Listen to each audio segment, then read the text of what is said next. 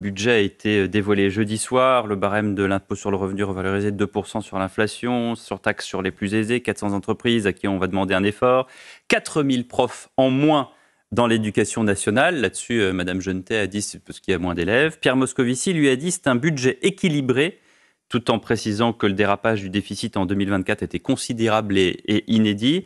Est-ce qu'on est, sans le dire, dans un programme d'austérité ?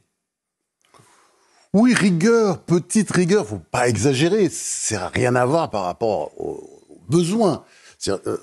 S'il y avait un vrai gouvernement avec une vraie majorité, j'espère qu'il aurait fait ce qu'il faut faire. Voilà, c'est un faux gouvernement. C'est un faux gouvernement. Mais ce que je veux dire par là, vous savez très bien, c'est que comme il n'y a pas de majorité, tout est compliqué, tout doit se négocier, il faut essayer de passer le budget quoi qu'il arrive. Donc ils ont fait d'ailleurs un budget, alors c'est pour ça que ça choque certainement Mathieu Bock-Côté, c'est un budget de gauche. Puisque, oui... Je pense que la question qu'il va vous poser, c'est est-ce qu'on est dans un pays socialiste ? C'est ça, Mathieu ? Non, mais on est... Un budget de gauche fait par un Premier ministre qui vient de LR, avec des hausses d'impôts massives, c'est incroyable, non ? Absolument, c'est ça. C'est exactement... C'est antinomique sur le papier. Après, est-ce que la situation fait que... c'est fait pour que ça passe. Et puis, alors, surtout, c'est beaucoup plus facile d'augmenter les impôts rapidement que de baisser les dépenses. Les dépenses, c'est très compliqué, c'est long, il y a des polémiques. Mais de toute façon, c'est le vrai sujet. Nous avons en France, où c'est très bien... 58% pratiquement la proportion des dépenses publiques par rapport à la richesse nationale, c'est de l'ordre de 57-58%.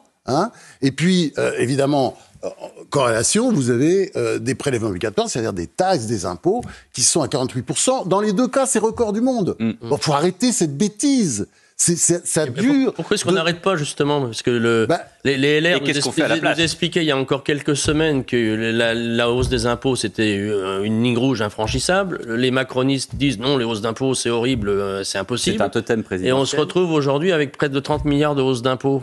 Non, pas 30. Vous aurez 20 plus. milliards. Vous aurez plus. Non, 20 milliards dit le gouvernement. Le Haut Conseil pour les finances publiques dit 30 milliards. C'est la moitié du plan. Allez, puis de toute façon, à la fin, on va se retrouver, ce sera peut-être 40.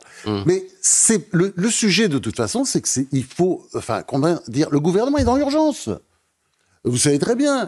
Il n'y a pas seulement, il y a tout ce cinéma autour des agences de notation, il faut dire qu'ils ont une importance réelle, c'est-à-dire Standard & Poor's qui nous a dégradés avant l'été. Fitch s'y est mis, on attend Moody's. Fitch, c'est pas sympa, parce que ils nous maintiennent. Moins, mais avec une tendance quand même qui n'est pas bonne. Donc tout ça donne des mauvais signaux. Et vous avez pendant ce temps-là les taux d'intérêt, je vous signale, il ne faut jamais l'oublier, vous le savez, qui augmentent. Et d'ailleurs, qui augmentent plus en France qu'au Portugal. C'est-à-dire, nous sommes vraiment en train de devenir le mouton noir de l'Europe. Et ça, c'est un vrai sujet. Donc il faut essayer de régler ça le plus vite possible. C'est pour ça, les impôts, augmenter les impôts. Vous parlez de taux de prélèvement. Évidemment, je les excuse. Comment vous les faire autrement ? Mais de toute façon, attendez, je vois pas comment on peut faire autrement que de soutenir Barnier, mais du bout